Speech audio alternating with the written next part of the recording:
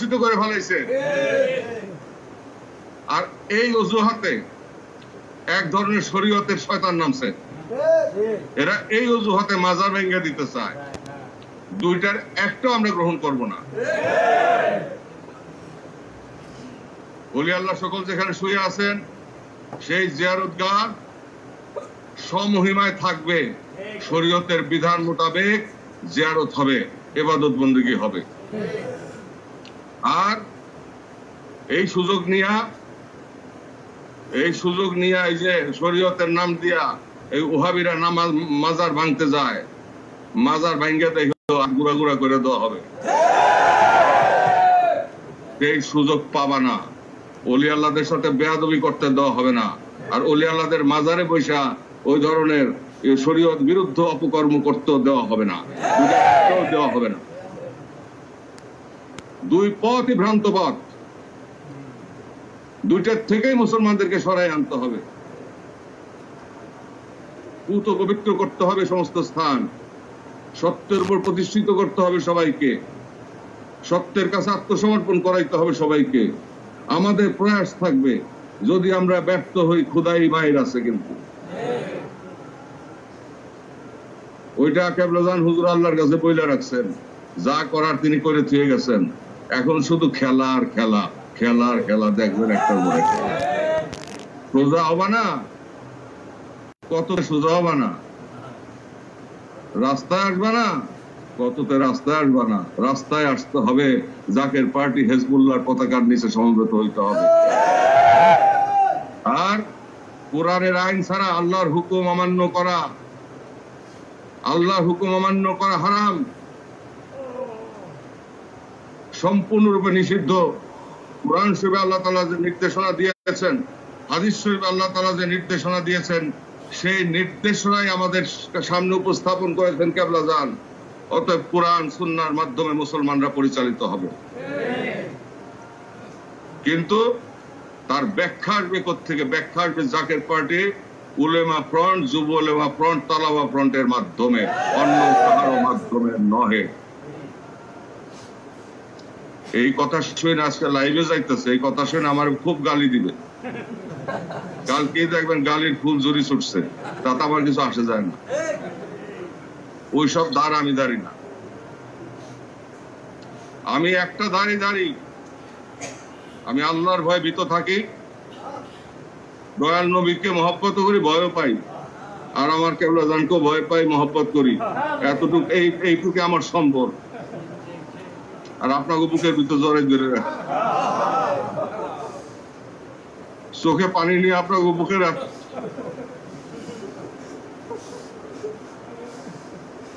আমি চাই মুসলমানরা একত্রিত হোক, আমি চাই এই খেলা বন্ধ হোক, আমি চাই মুসলমানদের অস্তিত্ব রক্ষা পাক, আমি চাই সারা দুনিয়াতে মুসলমানদের পতাকা উত্তোলিত হোক, আমি চাই দয়াল নবীর প্রেমের আগুনে মুসলমানরা প্রজ্বলিত হোক, দুই গন্ড বেয়ে দরদর করে পানি পড়ুক। আমি চাই মুসলমানরা হৃদয়, দেহ, মন, আত্মা, সমস্ত কিছু সম্পদ দয়াল নবীর কদম উৎসর্গ করুক। সেই পথে আমার কেবলাজানের কদমে আসুক, কেবলাজানের কদম শক্ত করে ধরুক এবং প্রকৃত ইসলামী সিয়াসত কায়েম করুক। প্রেমের বাগান সাজাক, প্রেম, ক্ষমা এবং শাসনের মধ্য দিয়ে মদিনার সেই রাজত্ব আবার কায়েম হোক। সাম্য, মৈত্রী, ঐক্য, ভ্রাতৃত্ব আবার ফিরে আসুক, আবার মানুষে মানুষে প্রেম ফিরে আসুক, আবার সঠিক বিচার ফিরে আসুক, ইনসাফ ফিরে আসুক দুনিয়াতে, অত্যাচার বন্ধ হোক, রক্তক্ষয় বন্ধ হোক, হানাহানি মারামারি বন্ধ হোক, এক আল্লাহর সৃষ্টি রাসূল পাক সাল্লাল্লাহু আলাইহি ওয়াসাল্লামের কদমে দীক্ষিত হোক, আমার বাবার কদমের নিচে কদম শক্ত করে ধরুক, দয়াল নবীর প্রতিনিধির কদমে আশ্রয় গ্রহণ করুক। আজকে চোখের পানি নিয়ে কথাগুলি আমি আপনাদেরকে বললাম নিশিরের শেষ ভাগে। আল্লাহ রসুলকে সাক্ষী রেখে, আমার কেবলাজানকে সাক্ষী রেখে, আপনাদেরকে বুকে নিয়ে, অতএব আমরা একটা মিশনে আছি, আমরা একটা মহা মিশনের মধ্যে আছি। মহাসংগ্রামে আছি, মহা জেহাদের মধ্যে আছি। সেই জেহাদ হচ্ছে ইসলামের শাশ্বত মহিমার সেই চাঁদের আলো প্রস্ফুটিত করা, মেঘকে সরিয়ে দেওয়া। মেঘ সরানোর জন্য যেই ঘূর্ণিঝড় দরকার, সেই মানব ঘূর্ণিঝড় সৃষ্টি করতে হবে। আপনারা সেই পথে অকুতভয় থাকবেন। আপনারা প্রস্তুত আছেন না? আপনারা সবাই ঐক্যবদ্ধ করেন, দেশ ঐক্যবদ্ধ করেন, জাতি ঐক্যবদ্ধ করেন, বাঙালি মুসলমানদের ঐক্যবদ্ধ করেন। অন্যান্য ধর্মাবলম্বী যারা আছে তাদের প্রতি আপনারা সহনশীল থাকেন, তাদের প্রতি যেন অত্যাচার না হয়। তারা দেশের নাগরিক, লাকুম দিন ওয়ালিয়া দিন, তারা তাদের দিন করুক, আমরা আমাদের দিন নিয়ে থাকি। কিন্তু আমাদের স্বকীয়তা, আমাদের তাহজিব তামাদ্দুন বিসর্জন দিয়ে কারোর সাথে আপোষ চলবে না। আমরা আমাদের স্বকীয়তা সংরক্ষণ করব, তারপর সহনশীলতার পর্যায়ে গিয়ে অন্য ধর্মাবলম্বীদেরকে বুকে রাখবো।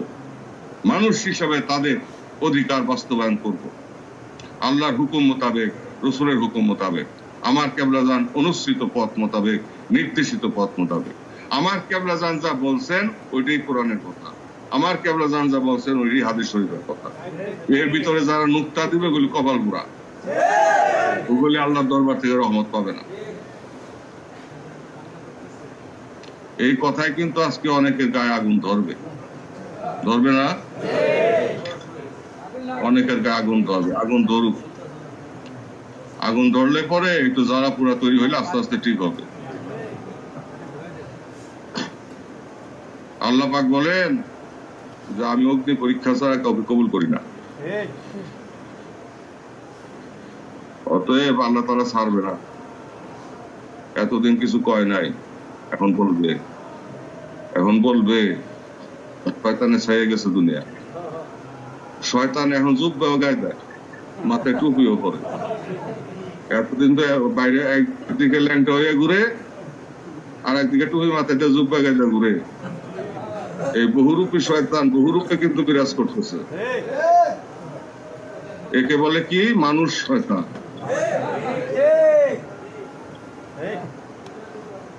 লেবাসে দেখবেন যে একেবারে পুরা সুন্নত, পুরা শরীয়ত, ভিতরটা দেখবেন যে পুরাপুরি সে নাফরমান এবং পুরোপুরি বেদিনের চাইতে নিকৃষ্ট।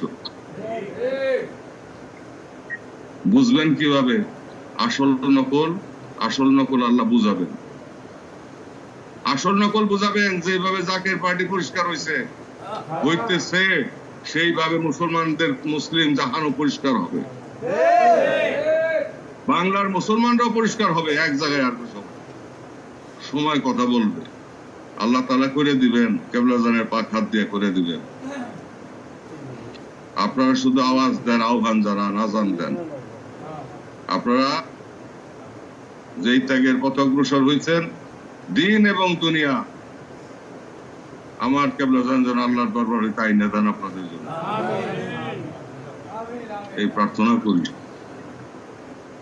আপনারা যেন দয়া প্রাপ্ত হন, আপনাদের উপর যেন রহমত বর্ষণ হয়। আপনারা সবাই আমার কলিজার টুকরা।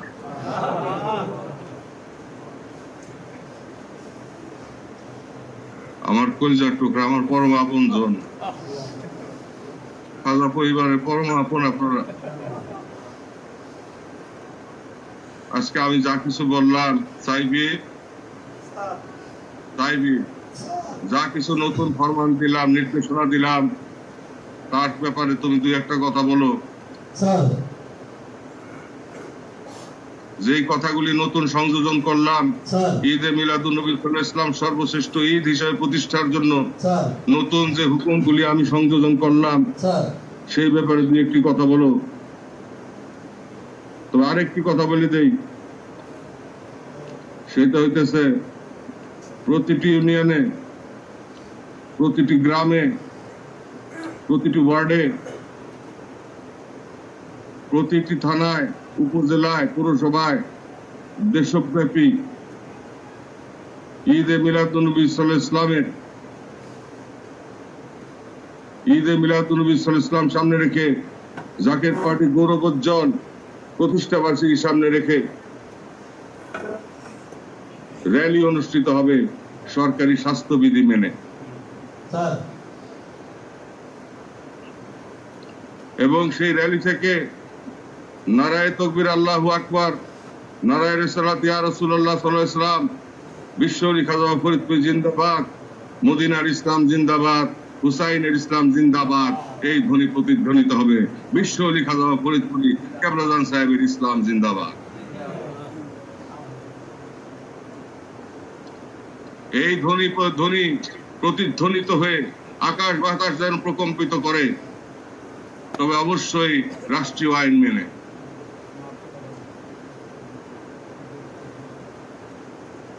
সব জায়গায় র্যালি অনুষ্ঠিত হবে ঈদে মিলাদুন্নবী সাল্লাল্লাহু আলাইহি ওয়াসাল্লাম উপলক্ষে, এবং সেই সঙ্গে জাকির পার্টির পবিত্র পার্টির প্রতিষ্ঠা উপলক্ষে আমার কেবলাজান হুজুরের পাক মহব্বতে পাগল হয়ে দয়াল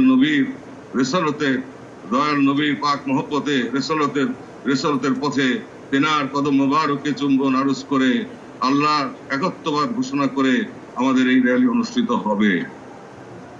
সরকারি বিধিবিধান মেনেই হবে, স্বাস্থ্যবিধি মেনেই হবে, র্যালি অনুষ্ঠান করতে হবে। সরকারি বিধিবিধান মেনে এবং স্বাস্থ্যবিধি মেনে র্যালি অনুষ্ঠিত হবে।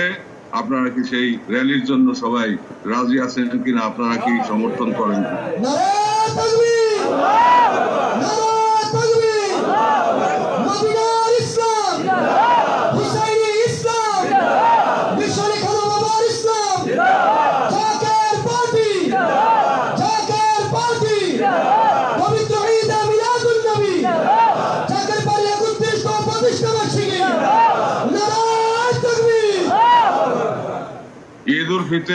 ঈদ উল ফিতরের সময় যেরকম মার্কেট বসে, ঈদে মিলাদুন্নবী সাল্লাল্লাহু আলাইহি ওয়াসাল্লামের সময় এরকম বাজার বসতে হবে।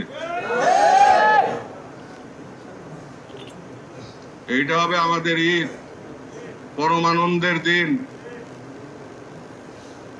এবং এই দিন সামনে রেখে সমস্ত মুসলমানরা রাসূলুল্লাহ সাল্লাল্লাহু আলাইহি ওয়াসাল্লাম পাক মহব্বতে চোখের পানি ফেলাবে। যেইভাবে নির্দেশনা দিলাম, যেইভাবে নতুন ভাবে সংযোজন করলাম, এই যে বেদাত, নতুন বেদাত দিলাম, নতুন সংযোজন করলাম, বেদাত দিলাম, এই বেদাত কিন্তু বেদাতে সাহিয়া নহে, এইটা কিন্তু বেদাতে হাসান। এখন তো শুধু বেদাত বেদাত বলতে বলতে দাঁত নাই, তাই না? কিন্তু বেদাত যে ভালো বেদাত খারাপ বেদাত আছে সেই কথা কিন্তু বলে না, শুধু বলে বেদাত। আরে বেদাত যে দুই ধরনের সেই কথা কিন্তু বলে না। নতুন সংযোজন যদি সেটা ইসলামের সপক্ষে যায়, মুসলমানদের স্বার্থের সপক্ষে যায়, সিয়াসতের স্বার্থের সপক্ষে যায়, অবশ্যই তা গ্রহণযোগ্য, অবশ্যই তা পালন করতে হবে, এবং সেটা বেদাতে হাসানা। আমি বেদাতে হাসানার যে ঘোষণা দিলাম আজকে, এবং বেদাতে সাইয়ার বিপক্ষে যে সমস্ত কথাবার্তা বললাম, এই কথাগুলি সত্য কিনা? এর উপরে এখন দুই চারটা কথা সাইফি বলবে। আমি আমার বক্তব্য শেষ করলাম। আমার চোখে পানি, আমার বুকে ব্যথা, মনের ভিতর অনেক জ্বালা আপনাদের বুকে নিয়ে আসি।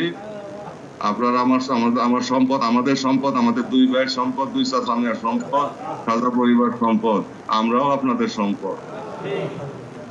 আমরা একটা সংসার, সমস্ত মুসলিম জাহান একটা সংসার, উচ্চ নিচের ভেদ নাই, সব ভাই ভাই একসাথে, আমরা সেই সে জাতি বললো মুসলিম খোয়া, পরস্পর ভাই। দয়াল নবী যা শিখাইলেন আজকে আমরা তা ভুলেই গেলাম, অথচ হাতে হাদিস শরীফ নিয়ে কোরআন শরীফ নিয়ে ঘুরি আর বড় বড় কথা বলি। আফসোসের বিষয়। পুনশ্চ বলি, পুনরায় উচ্চারণ করতেছি, যেসব ইসলামী রাজনৈতিক দল আছেন, আপনারা পারবেন না। আপনাদের অনুসারীদেরকে নিয়ে আপনাদের হুকুম নাই, আপনাদের স্বীকৃতি নাই। যেসব পীর সাহেবরা আছেন, আপনাদের উপরে স্বীকৃতি নাই, আল্লাহ তাআলার কবুলিয়ত নাই, স্বীকৃতি নাই। কয়দিন লাফাইতে পারবেন, কিন্তু শেষ পর্যন্ত হারাই যেতে হবে। অতএব সময় থাকতে অনুসারী সহ, আপনি সহ পীরগিরি ছেড়ে দেন, আর ওই আলেম ওলামা যারা আছেন তারা এলেমের দিমাগ ছাড়েন। আর যে সমস্ত ইসলামী দল আছেন, আপনারা পারবেন না, আপনাদের ওই নেতাগিরি ছাড়েন। সাইডে যার যার দল বল নিয়ে আইসা কেবলা যারা কদমে বায়াত গ্রহণ করেন এবং জাকের পার্টির পতাকা নিয়ে সমবেত হন। আর ঈদে মিলাদুন নবী সাল্লাল্লাহু আলাইহি ওয়াসাল্লাম সর্বশ্রেষ্ঠ ঈদ বাস্তবায়নের জন্য যেসব পদক্ষেপ গ্রহণ করা হচ্ছে এবার ঘোষিত হলো আংশিক বাস্তবায়িত হবে, ভবিষ্যতে ইনশাআল্লাহ তাহা মুসলিম দুনিয়াতে বাস্তবায়িত হবে, বিশ্বব্যাপী বাস্তবায়িত হবে ইনশাআল্লাহ তাআলা। তবেই নবী প্রেম ফিরে আসবে, তবেই লা ইউমিনু আহাদুকুম হাত্তা কুনা হাব্বা ইলাইহি মিন ওয়ালিদিহি ওয়ালাদিহি ওয়ান নাসি আজমাইন। সেই মহাসত্যবাণী প্রতিষ্ঠিত হবে, তাছাড়া নহে, তাছাড়া নহে। নবী প্রেম ছাড়া কোনো উপায় নাই, কোনো উপায় নাই। বিধর্মীদের সাথে আমাদের পার্থক্য রাসূল পাক সাল্লাল্লাহু আলাইহি ওয়াসাল্লাম, যার জন্য ডোনাল্ড ট্রাম্প ইসরায়েলে এসে বলছিল যে আমরা তো সবাই এক আল্লাহ বিশ্বাসী, এক স্রষ্টায় বিশ্বাসী, তো why we are fighting each other? আসেন আমরা সবাই এক না, পার্থক্য একটা, বিশ্ব নবী রাসূল পাক সাল্লাল্লাহু আলাইহি ওয়াসাল্লাম। তোমার নবী আর আমার নবী এক নবী না, তোমার দরজা আর আমার দরজা এক দরজা না। অতএব রাসূল পাক সাল্লাল্লাহু আলাইহি ওয়াসাল্লামকে দিয়ে কিন্তু পার্থক্য সৃষ্টি করেছেন আল্লাহ তাআলা। অতএব দয়াল নবীকে যারা অবমাননা করবে তারা কাফের তো বটে, কাফেরের চাইতে নিকৃষ্ট। এগুলি কোন উপায় নাই। ওয়াহাবি, সালাফি, শিয়া কোথায় চলে যাবে? এই সমস্ত এক নাম থাকবে, মুসলমান মুসলমান মুসলমান। একটি মাত্র নাম, কলেমা মুসলিম, মুসলিমিন মুসলিমিন মুসলিমিন, মুসলিমা মুসলিমা মুসলিমা,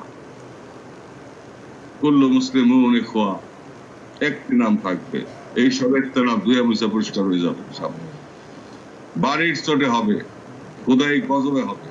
দেখেন সামনে, আমার কথা লেখা রাখেন, লেখা রাখেন কাগজে কলমে। এই কথা আমার কথা নহে, এই কথা বিশ্ব লেখা যাওয়া ফরিদপুরি কেবলাজান সাহেব ভবিষ্যৎ বাণী। এই কথা কেবলাজান হুজুরের পাক জমাতে বের হয়েছে, হাদিস শরীফেও কিন্তু তার ইশারা এসেছে। দয়াল নবীও তিনি পাক জবানে বলে গেছেন, আমরা ভুলে গেছি। আমরা তা পাত্তা দেই না, আমরা তার দাম দিতে চাই না, রাসূলুল্লাহরই দাম দেই না। এখন অনেকে তো রাসূলুল্লাহ চাইতে নাকি উপরে উঠে গেছে। এই পুরা কবাইলা গুলি যাবে কোথায় বলেন? এই পুরা কবাইলাদের জন্য আজকে মুসলিম জাতির এই অবস্থা। মিডিয়া পাইছে বসে বসে যত যত যত ধরনের বিভ্রান্তিমূলক কথাবার্তা আছে, রাসূল পাক সাল্লাল্লাহু আলাইহি ওয়াসাল্লাম ইজ্জত নিয়ে টানাটানি করা এবং ওলি আল্লাহদেরকে অপমান করার জন্য যা কিছু আছে বসে বসে হনে তিনি আরো ফরমান। এই ফরমানিতে কাজ হবে না, এই স্যাটেলাইট থাকবে না সামনে দুনিয়াতে, ফরমান লাগবে না। এক করোনায় দিছে আটকাইয়া, আরো কত করোনা রেডি হয়ে রয়েছে দেখেন না সামনে।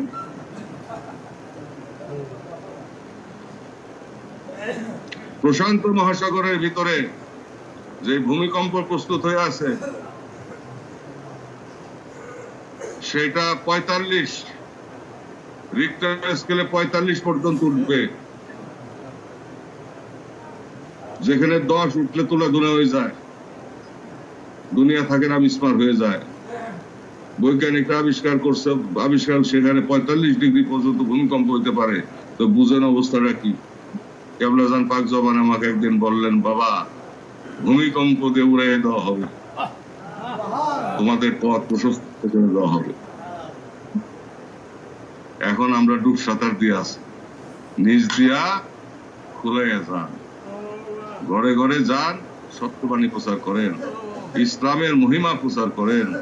কেউ কোন ইসলাম, যে ইসলামের জন্য মানুষ পাগল হয়েছিল এক সময়, চোখের পানিতে ভাইসে গেছে, বাড়ি ছাড়ছে, ঘর ছাড়ছে, আত্মীয় ছাড়ছে, স্বজন ছাড়ছে। আজকে আমরা কিছুই ছাড়ি না, কিছু টাকা ছাড়ছে, পয়সা ছাড়ছে, জীবন দিছে। আজকে আমরা কিছুই ছাড়তে পারি না। পরীক্ষা করলে টিকবে কয়জন সেটা কিন্তু আমার জানা আছে। এই জন্যই কেবলাজান বলছে, এক ঘোড়া এক লাঠি, এক ঘোড়ার এক লাঠি।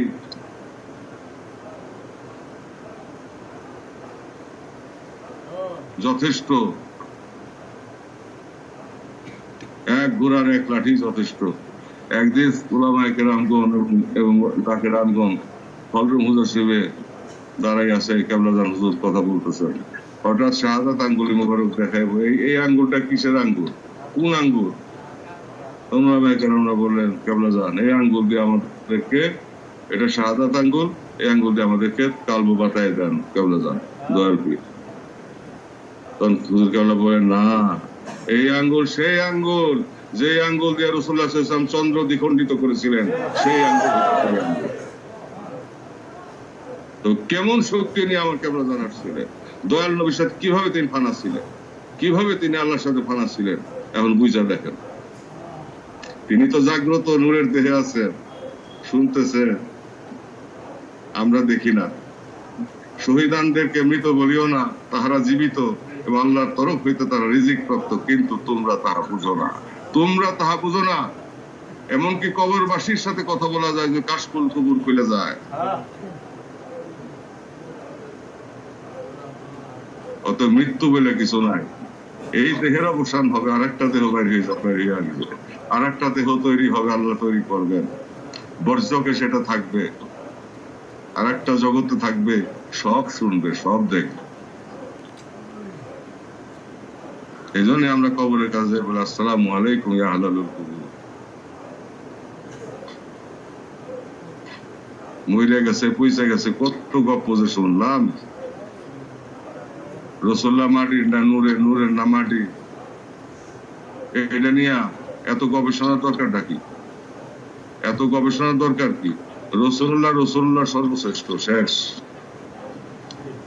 সৃষ্টির সর্বশ্রেষ্ঠ তিনি, শেষ সৃষ্টির ফাউন্ডেশন তিনি, শেষ। আল্লাহ তারে কেমনে বানাইছে এটা নিয়ে এত চর্বিত চর্বণ করার প্রয়োজন না। নূর সম্পর্কে তো আমাদের ধারণা নাই, তা নূর নূর করি কি? নূর কোন মৌলবী দেখছে না মৌলানা দেখছে না কোন পীর সাহেব দেখছে? নূর, হোয়াট ইজ নূর? নূরটা কি? নূর জিনিসটা কি? আমি এই কথা জিজ্ঞাসা করতে চাই আপনাদের মাধ্যমে, নূরটা কি? নূর সম্পর্কে কোনো ধারণা নাই, প্রত্যক্ষ না করা পর্যন্ত এই ধারণা আসবে না।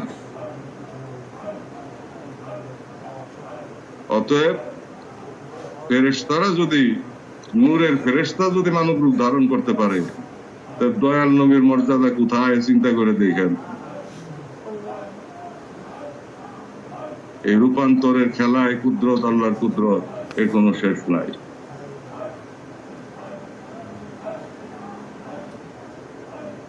যাই হোক, সর্বশেষ কথা হচ্ছে যে মুসলমানকে দুনিয়াতে নিপাত করে দেওয়ার প্রস্তুতি সম্পন্ন হয়ে গেছে সারা দুনিয়ায়। ইসলামের নাম নিশানা মুছে দেওয়ার চূড়ান্ত প্রস্তুতি হয়ে গেছে পর্দার আড়ালে। মুসলমানদের বিপর্যয় আছে সামনে, এই জন্য আমরাই দায়ী। কারণ আমরা কাণ্ডজ্ঞানহীন, আক্কেল ছাড়া, পুরা কবাইলে আসিল লক্ষ্মী। আল্লাহর কাছে আমরা এখন মাপ চাই, বাবার কদম ধরে, দয়াল নবীর ওসিলা নিয়ে, বাবার দোহাই দিয়া, আল্লাহ যেন আমাদের আপনাদের মাধ্যমে আবার দিনটা খুলে দেয়, দয়া করে আমাদেরকে রাস্তা করে। এই রহমতের সময় দরখাস্তটা করলাম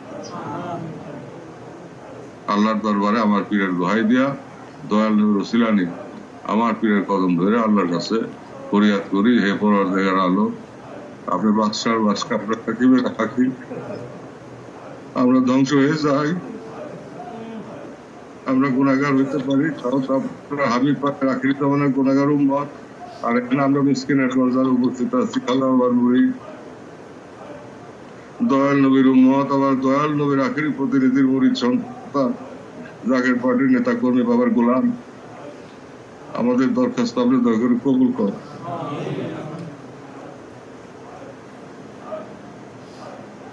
আমার কথা শেষ দাদা, আমি কথা শেষ করলাম।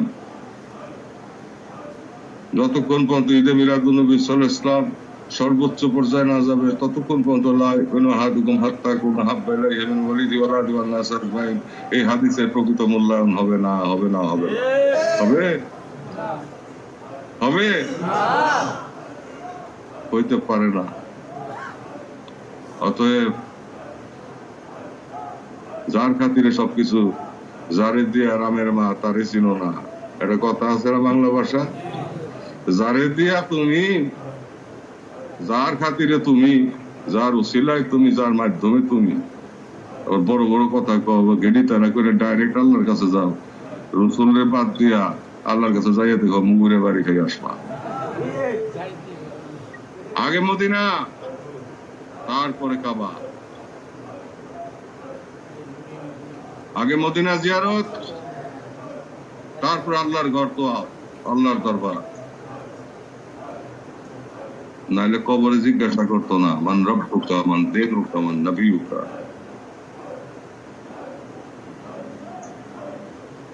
যার নামাজ জানে, যার নাম নামাজে, সে বলে আমার ভাই, সে বলে আমার মতো মানুষ।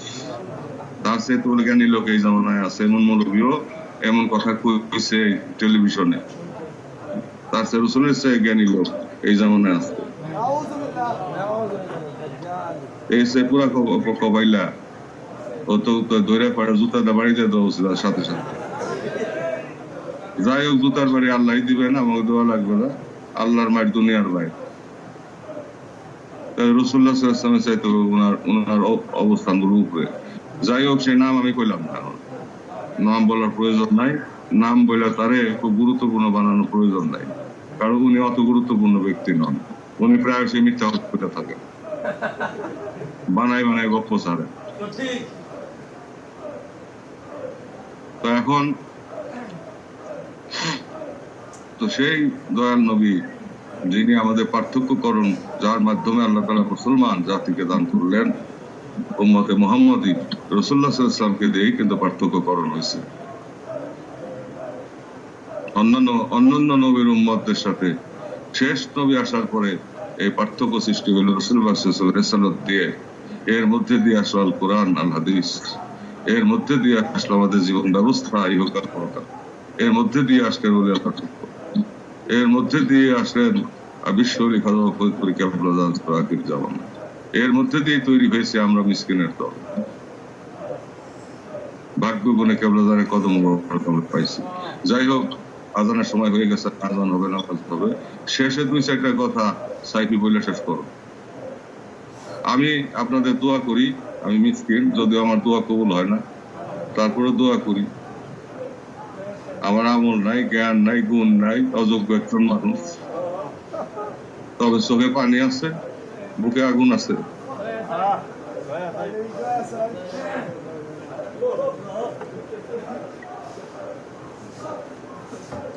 বুকের আগুন চোখে পানি নিয়ে আল্লাহর কাছে কিছু চাইলে, আর আল্লাহ রসুলের দোহাই দিয়া, আল্লাহ রসুলের দোহাই দিয়া, বাবার দোহাই দিয়া আল্লাহ ফিরায় না। এই জন্য আমি দোয়া করি আপনারা সফল হন। কেবল যান আমাদেরকে সবাইকে তাওয়াজ্জুদ পাকা দিয়া আল্লাহ শক্তির দ্বারা দয়া করে হেফাজত করেন, রক্ষা করেন, বাঁচান এবং সফল করেন, বিজয়ী করেন। এই দরখাস্ত করি, দরখাস্ত করে আবার বক্তব্য শেষ করি।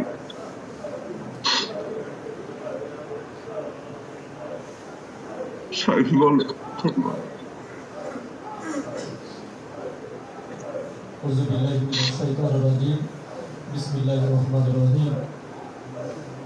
সম্মানিত নেতৃবৃন্দ, আমরা দীর্ঘক্ষণ এত নাতি দীর্ঘ আলোচনা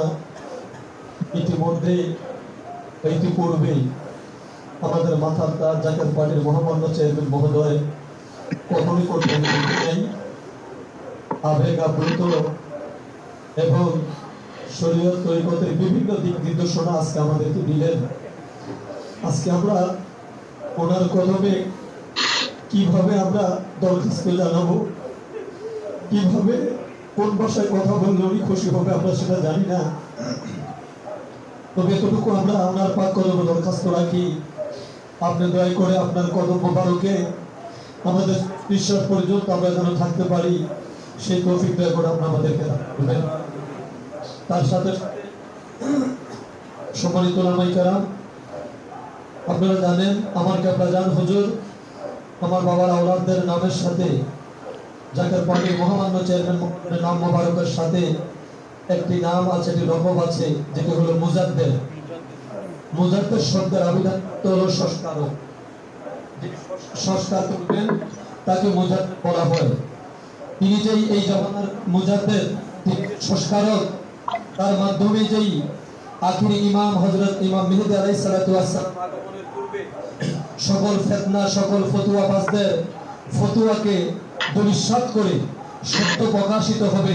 আজকে জাকের পার্টি ওলামা ফ্রন্ট, জাকের পার্টি যুব ওলামা ফ্রন্ট এবং জাকের পার্টি তালাবা ফ্রন্টের এই গুরুত্বপূর্ণ মিটিংয়ে আমরা তারই অনেকগুলো আলামত আমরা পেয়েছি। কথা বলো ঠিক কিনা?